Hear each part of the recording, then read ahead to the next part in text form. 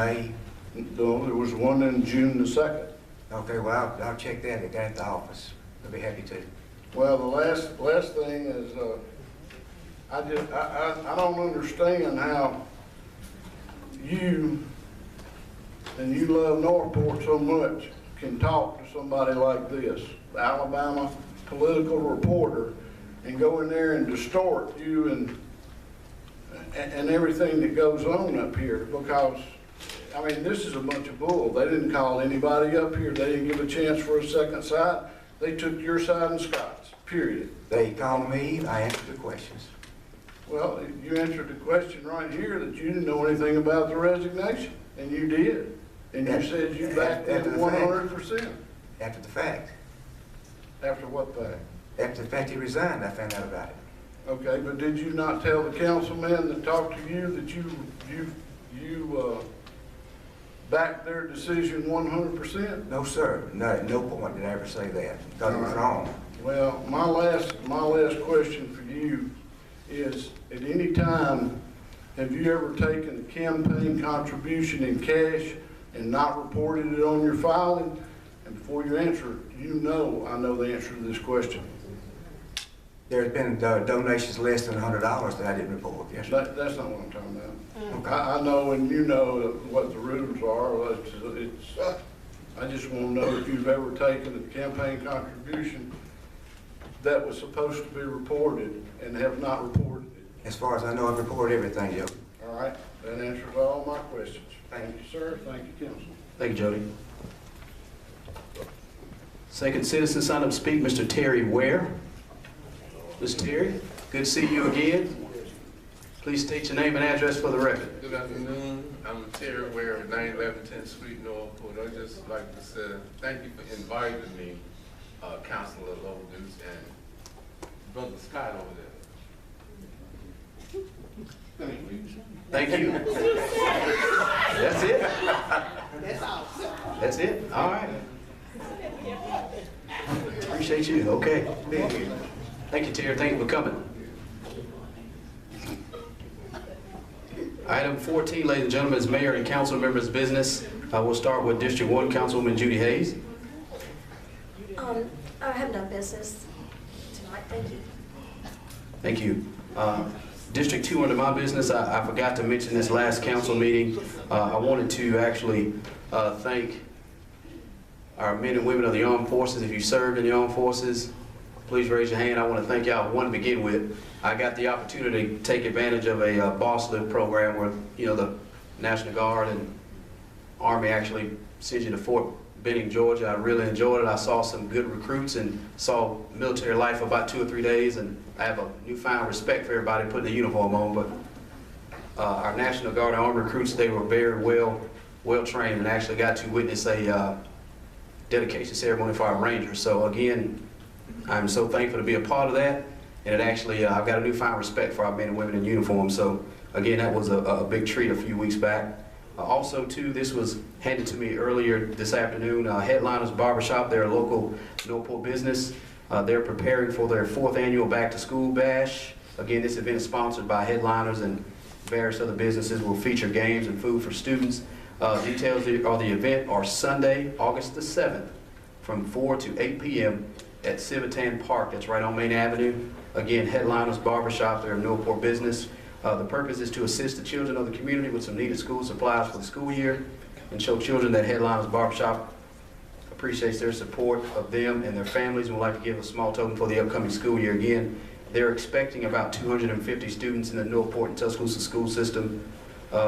They're requesting any kind of donations, but they will have various school supplies such as paper, notebooks, pencils, pens, crayons, tissues, hand sanitizer, and all the normal supplies that you would see this time of year. So support is greatly appreciated. Again, this is Headliners Barbershop, Sunday, August the 7th, from 4 p.m. to 8 p.m., Civitan Park, Main Avenue.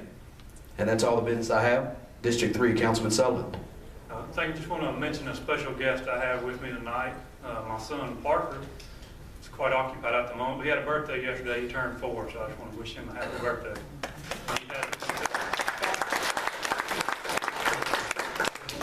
That's all I have. District 4, Councilman Sims. I have none, I can't top that. District 5, Councilman Harper. Yes, sir, Mr. President. I have a statement that I'd like to read. I know I've been taking a lot of bashing lately. My brother has, and other council members have, and, you know, at some point in time, you got to stand up. And I'm going to stand up tonight and go play by play exactly what went on in a shortened version. That way everybody will know. I have it recorded, I have phone records, I have whatever you want to prove when in my statement. I just didn't want to miss anything, and I wanted to make sure I had everything here. I'm tired of reading and hearing lies about myself, my brother, and other council members. Monday, April 11th, Bobby Herndon was contacted by phone by me on April 11th at about 10:30 a.m. He was told what had taken place. He said he would have to resign if our city administrator resigned, was fired or moved or whatever. I told him the city council would do what we had to do. Our integrity would not be compromised. He said, and I quote, "I understand." I didn't understand what the resignation was about. It just blew me out of my mind. But before I called him, I called Councilman Sullivan and called him second. This was after Mr. Collins, who's in the back of the room, left my barn that morning about 10 o'clock. I went and got on the phone to every council member, including the mayor, second, to let them know what was going on. Tuesday, April 12th, the next day, Bobby Herndon called me and wanted to talk. He asked me if he could come by my barn. He did come by and offered me a cigar. I gave him a Diet Coke, and we sat on my front porch at my barn and talked, and all he talked about was new projects coming, nothing else. But he never mentioned city administrator issues again. And this was pretty big. You know, I mean, it was a lot going on with our city at this time. I thought he was coming by to talk about that. He didn't want to be involved, so he didn't bring it up. That was the next day after I called him and said, "Hey, all this is going on. We need to, you know," and I called all the other council members. Said he didn't tell you. Saturday, April 16th, a few days later, I called Bobby at 4:34 p.m. to try and fill him in. His response on text message to me, "Bart, I see you have tried to call me. It would be better if we didn't talk." End of quote. There's 3 times I reached out to try to get everybody on the same page and try to get everybody headed in a direction. All council members knew. Lies have also been told about Mr. Collins' resignation. I never met with Jay Logan, Rodney Sullivan in a backroom deal, which has been in the Tuscaloosa News, it's been in this reporter. We never met and discussed any resignation of Mr. Collins. President Logan and myself met with city lawyer Ron Davis and an outside lawyer, Don Turner. We hired him because I just wasn't comfortable with everything going on. I thought we needed outside help, just like we hire other engineers and people to do work. I thought we needed somebody else on this also. I have not heard or talked to Mr. Collins since council meeting on April 4th, in which we both attended. He sat back there, he'll probably, hopefully tell you that's the truth. I hadn't seen or heard from him. During this whole process, I found out that we could not meet in executive session on personal matters, and that a person makes over $75,000 a year. So this is some new stuff that come out. I wasn't briefed on any of this new. I'm gonna try to have a council meeting, go in executive session, discuss it, and go with it from there. But as I was informed by our lawyer, we could not meet in executive session and talk about the good name and character of somebody that makes over $75,000 a year. And I'm sure that goes on everywhere, every day, because it's, you know, I didn't know anything about it until that morning. The mayor and all council members were aware and involved in the entire process. I called council members Logan, Sims, Rodney Sullivan during this process. President Logan called Judy Hayes. He was in charge of calling her. I have my reason, but I just didn't call her. I called these guys, and the president was calling her. Bobby didn't want to be involved. This was a council decision, not a backroom deal. These guys will tell you this went on. Lastly, The city is run by the city council. We have to make the tough decisions, and we made a lot of them in the past. That got lost. Some people got bigger than our city. It's time, and been time, to move on and get better. Drop all this in the city, move forward, and let's go. Let's get the council in here, let's get people in it. I'm tired of hearing about it. I had 6 months left until I was off as council.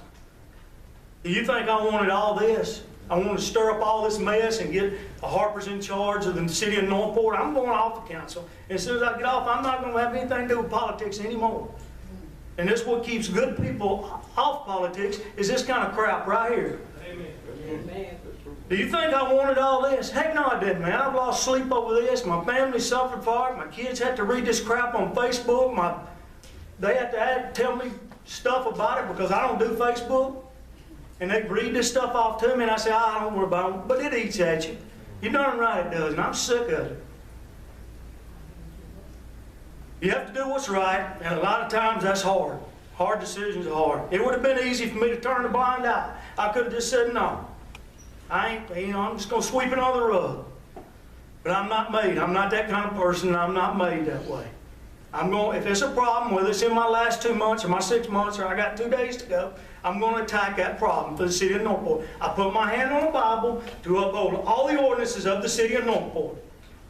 When I took on this council seat, I'm not going to lie to anybody. I'm not going to cover for anybody. You don't have to if you do the right thing and do what you're supposed to do. It ain't been easy. It's been hard. And I'd like, in closing, just to say what a great city we live in. It's a shame it has to go through all this. We're in great shape financially. We're going to have to cut some things in the budget.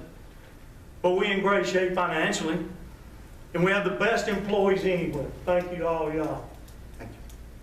And this is my home, and I found living here, and I'll be able to look anybody in the eye at any time. And I have everything documented in this black book right here. I've been up for nights. My son walked in at 3 o'clock one morning. I'm up writing in this book. And he's wondering what I was doing. I was wondering where he's been at 3 o'clock. Anyway, I have everything from day one of everything that started on this.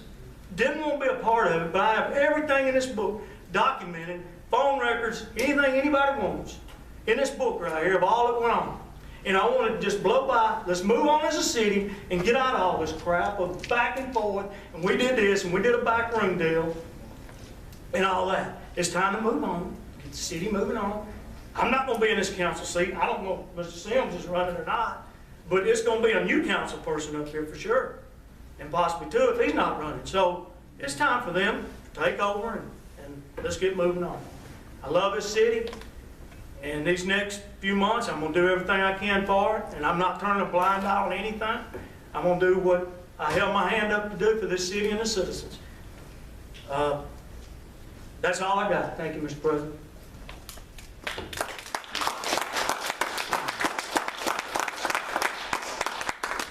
Thank you, Councilman Harper.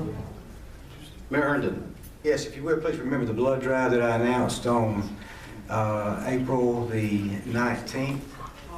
Excuse me, the wrong A. August the 19th. And let's, help our community and help other communities out with that. As always, I appreciate the employees of the great city of Northport for what you do. And that's all I have. Thank you, Mayor. Item 15 is adjournment, but before I adjourn, I'm going to echo exactly what Councilman Harper said. I think everybody up here took an oath before God and everybody else that we're going to do the right thing, and I stand beside my decision and stand beside the action because they were open and transparent. It's unfortunate that we have to play this kind of game, but I think all the games need to stop. That's in the rearview mirror, and I really appreciate Councilman Harper actually saying that on behalf of myself and my family. So apologies are needed. I'm sure Mayor Herndon will apologize to me and my family for what he's put us through, but we'll leave that at that.